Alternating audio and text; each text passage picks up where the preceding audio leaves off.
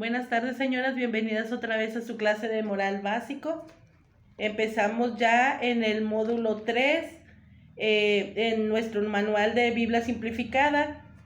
Vamos a ponernos primeramente en la presencia de nuestro Señor Dios con la oración de la Sagrada Familia. Sagrada Familia de Nazaret, ayúdanos a ser instrumentos de paz, concédenos que el amor, fortalecidos por la gracia, sea más fuerte que las debilidades y las pruebas que como familia a veces pasamos. Que siempre tengamos a Dios en el centro de nuestros corazones y seamos testigos de su amor. Amén. Padre lleno de bondad, en tus manos ponemos todas estas intenciones de este bello grupo y sus familias. Te pedimos por nuestras ahijadas de oración, especialmente de la unidad Vitrofama, Básico y Moral, y su coordinadora, Elvia Dubelsa Quiroga Peña, por mi ahijada Marta Rodríguez y mi madrina Pati Díaz. Te damos las gracias, Señor, por todas las bendiciones que recibimos, y dale consuelo y fortaleza a todas aquellas compañeras que han perdido un familiar y están en un momento de prueba difícil. En el nombre del Padre, del Hijo y del Espíritu Santo. Amén. Nuestro tema de esta semana pues es el 3.2, los Evangelios. Vamos a empezar nosotros a ver el Nuevo Testamento en la primera parte, pues que vienen siendo los 4 Evangelios, ¿verdad? El objetivo de este tema es comprender que el Evangelio es la síntesis de la doctrina de Cristo, y conociéndolo, pues nosotros podemos hacerlo vida y proclamar la buena nueva, ¿verdad?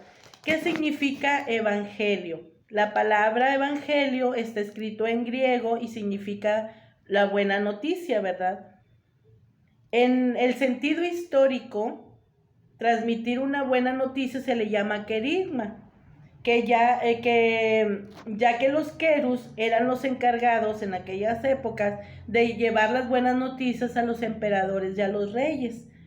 A la noticia misma pues se le llama querigma, ¿verdad? Nombre que aún hoy se le da al mensaje cristiano, ¿verdad? Al principio de la vida de la iglesia, pues la palabra evangelio no se refería a un libro, ¿verdad? Sino más bien el evangelio era el anuncio de la salvación de Jesucristo, que viene a traer al hombre con su muerte y con su resurrección, ¿verdad? El evangelio proclamado por Jesús se refiere a una buena noticia de advenimiento, de la llegada del reino de Dios que llega con él, ¿verdad? El Hijo de Dios, y a través de él pues nos hacemos hijos adoptivos del Padre. Nosotros como seguidores de Cristo se nos debe notar que nosotros traemos también el Espíritu Santo, ¿verdad? Y evangelizar la buena noticia de lo que conocemos de Jesús. Vamos a conocer cómo surgen los evangelios. Se dice que los que habían tenido pues la experiencia de conocer y de vivir con Jesús, pues recordaban los hechos que les habían impresionado más, ¿verdad? Especialmente pues los milagros y las parábolas que por su fuerza y su novedad, ¿verdad?, que Jesús hacía. Así pues se fue formando una tradición de Jesús, transmitiéndose de viva voz, ¿verdad?, en la iglesia primitiva, como cuando nosotros hacemos chismes, ¿verdad? A más antes así se hacía, ¿verdad?, de viva voz. Más tarde ya empiezan a poner por escrito pues los relatos de la pasión y los milagros hechos y dichos por el mismo Jesús. Los 4 primeros libros del Nuevo Testamento se le llaman evangelios, porque en ellos se nos transmite el evangelio que predicaban los apóstoles, los cuales pues lo habían recibido del mismo Jesús. Los evangelistas, cada uno pues vivían en lugares, tiempos y situaciones distintas. Ellos escribieron los 4 evangelios y fueron eligiendo, ordenándolos y adaptando el material que conocían de la tradición de Jesús y su pasión, ¿verdad? De relieve cada uno pusieron aspectos diversos y complementarios de Jesús. vamos a nosotros a recordar que el núcleo central de estos acontecimientos pues era siempre el triunfo definitivo de la victoria de la resurrección, que era pues lo más importante, y precisamente porque dieron la vida muchos de esos primeros cristianos, ¿verdad? Por relatar esas cosas que Jesús hacía, ¿verdad? Los evangelistas escribieron los evangelios a partir más o menos en los años 60 o 70. Es cuando ellos pues los fueron ordenando, ¿verdad? Y adaptando todo lo que proclamaban desde la muerte de nuestro Señor Jesucristo, su pasión, su resurrección, cuando Él también asciende a los cielos, ¿verdad? Y después, pues de Pentecostés, que es cuando ellos empiezan a recibir el Espíritu Santo y empieza realmente pues la iglesia como la conocemos. Ya por la historia pues sabemos que ellos van poniendo de relieve cada uno aspectos complementarios de la vida de nuestro Señor Jesucristo. El mensaje central de los evangelios nos dice que los evangelios nos presentan pues la vida, la doctrina, la pasión, muerte y resurrección de nuestro Señor Jesucristo, que ha sido constituido Señor y Salvador nuestro. De esa forma se nos comunica a nosotros la buena noticia de salvación en Cristo, ¿verdad? Para que el hombre pues se pueda comunicar con Dios y convertir, ¿verdad?, a Él, y que nosotros podamos tener una comunicación fraternal, ¿verdad?, entre Él y nosotros. Están también basados en las palabras y en las obras de Jesús, iluminadas, interpretadas bajo la luz del Espíritu Santo y la experiencia de la resurrección. Perdón.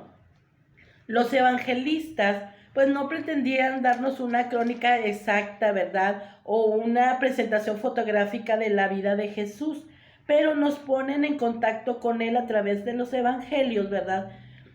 Con Él, sobre todo con sus actitudes y con los criterios fundamentales para que nosotros que confesamos que Jesús es nuestro Mesías y es Hijo de Dios, ¿verdad?, lo sigamos realmente y le demos pues una respuesta personal. Los evangelios son testimonio y proclamación de una fe, ¿verdad? Deben de transmitir pues la vivencia que sus autores tienen de Jesús, que ha sido pues ya glorificado. Dice aquí, nuestra respuesta es evangelizar. Nuestra respuesta es precisamente eso, ¿verdad? El mandato que Jesús nos dejó antes de que Él ascendiera a los cielos, que dice, vayan por todo el mundo y proclamen lo que yo les he enseñado. Nuestra respuesta, muchachas, pues debe ser evangelizar. Y somos nosotros los cristianos, los que hemos aceptado a nuestro Señor Jesucristo, los que tenemos ese compromiso. Primero, pues con nuestro testimonio de vida, con nuestro ejemplo. Y luego también, pues hay que confesarlo también con la boca, ¿verdad? También dice San Pablo que la fe nace de la predicación. Entonces, esta es una labor que no es exclusiva solamente de nuestros sacerdotes, sino también de nosotros los laicos, porque nosotros, como católicos cristianos, debemos proclamar en nuestra pequeña esfera, con nuestra familia, en nuestras amistades, en nuestra comunidad, ¿verdad? Hacer presente pues el evangelio, ¿verdad? Y que reine en el espíritu y en el corazón de todos los hombres, ¿verdad? Nosotros debemos de transmitir todo lo que nos han enseñado de nuestro Señor Jesucristo y compartirlo con los demás para que ellos también tengan esa experiencia y esa comunidad fraterna con el mismo Dios, ¿verdad? En el mensaje del tema nos dice que este mensaje es precisamente una frase de San Pablo en su carta a los Corintios, que dice, el Espíritu Santo pues escribe el Evangelio en los corazones. Y pues sabemos ya, ¿verdad?, que era una promesa, como lo platicábamos ya, ¿verdad?, desde los profetas, que el Espíritu Santo nos iba a iluminar y que el mismo Dios iba a ser nuestro maestro interno, y precisamente pues el Espíritu Santo es el que nos guía y nos ilumina, ¿verdad? Para seguir el camino que Dios pues nos ha trazado, porque es nuestro maestro interior. Aquí les voy a dar una versión rápida, ¿verdad?, de los evangelistas y de los evangelios por repasarlos un poquito, ¿verdad? El primero de los evangelios es el de San Mateo.